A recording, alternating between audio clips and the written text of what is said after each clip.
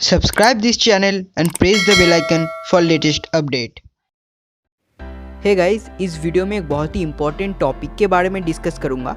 अगर आप trading start करने जा रहे हैं या आपका ट्रेडिंग में बहुत ऑलरेडी लॉस हो चुका है तो ये वीडियो आपके लिए बहुत ही एक इम्पॉर्टेंट वीडियो है। तो इस वीडियो को बिना स्किप किए पूरा कम्प्लीटली देखिएगा। इस वीडियो में हम लोग डिस्कस करेंगे एज ए बिगिनर आपको कहाँ से ट्रेडिंग स्टार्ट करना चाहिए और कितनी कैपिटल से। आप जब आपकी ट्रेडिंग करियर का स्टार्ट करने जा रहे हैं तो पहला स्टेज में आपको इक्विटी कैश में स्विंग या पोजिशनल ट्रेडिंग से स्टार्ट करना चाहिए।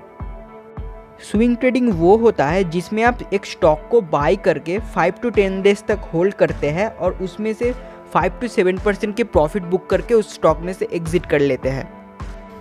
और पोजिशनल ट्रेडिंग में होल्डिंग पीरियड थोड़ा ज़्यादा होते हैं स्विंग ट्रेडिंग के कंपेयर से। पोजिशनल में आप ट्रेड लेने के बाद 15 to 60 डेज तक होल्ड करके 10 to 15% प्रॉफिट बुक करके एग्जिट कर लेते हैं। आपको as a beginner equity cash में स्विंग या पोजिशनल ट्रेडिंग से क्यों स्टार्ट करने के लिए मैं बोल रहा हूँ, इसका one of the main reason है रिस्क। क्योंकि इक्विटी कैश में आपका कैपिटल के ऊपर सबसे कम रिस्क होता है compare to intraday and future options. Equity cash में यहाँ पर आपका लेवरेज इन्वॉल्व नहीं होता है, इसलिए कैपिटल लॉस की उतना रिस्क नहीं होता है। लेवरेज मतलब उधार। इंट्राडे एंड फ्यूचर ऑप्शंस में ट्रेड करने के लिए आपको ब्रोकर पैसे उधार देता है। जैसे कि मान लीजिए अगर आपके पास 10,000 है ट्रेड करने के लिए और अगर आपकी ब्रोकर आपको 5 टाइम्स लेवरेज देते हैं उस 10,000 के ऊपर, इसका मतलब है आप ओनली 10,000 से 50,000 के हिसाब से ट्रेड ले पाएंगे। उसके बाद जो प्रॉफिट या लॉस होगा वो आपकी जो मेन 10,000 कैपिटल है उसमें ऐड होगा या उससे डिडक्ट हो जाएगा।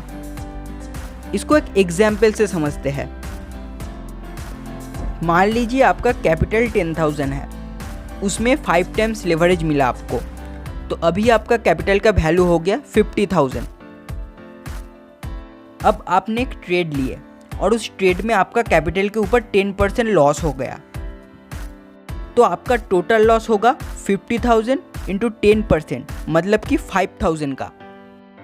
आपका मेन कैपिटल था 10,000, उसमें से लॉस हुआ आपका 5,000 का। इसका मतलब आपका पूरा कैपिटल के ऊपर 50% का लॉस हुआ, मतलब आधा कैपिटल आपका एक ट्रेड में ही चला गया लेवरेज की वजह से। अब इसको दूसरे सिचुएशन के हिसाब से देखते हैं। तो आप अगर लेवरेज लेके नहीं ट्रेड करते तो क्या होता?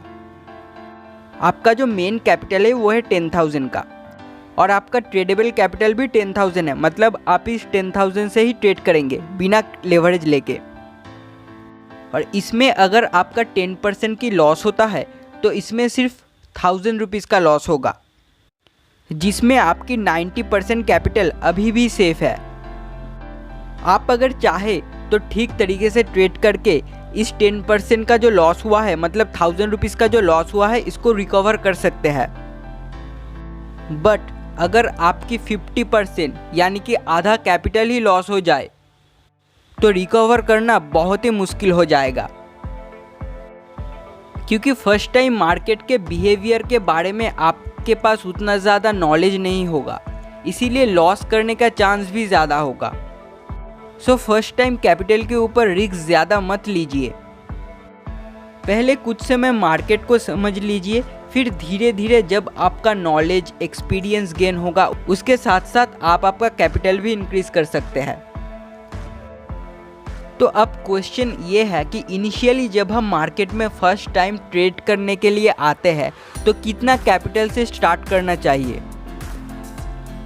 आप जब मार्केट में फर्स्ट टाइम आते हैं तो आप पहले 10,000 से स्टार्ट कीजिए, फिर एक्सपीरियंस बढ़ने के साथ साथ अपने हिसाब से कैपिटल को इंक्रीज करते रहना ही अच्छा होता है। आई होप ये वीडियो आपके लिए हेल्पफुल हुआ होगा। तो मिलते हैं नेक्स्ट वीडियो में, तब तक के लिए बाय।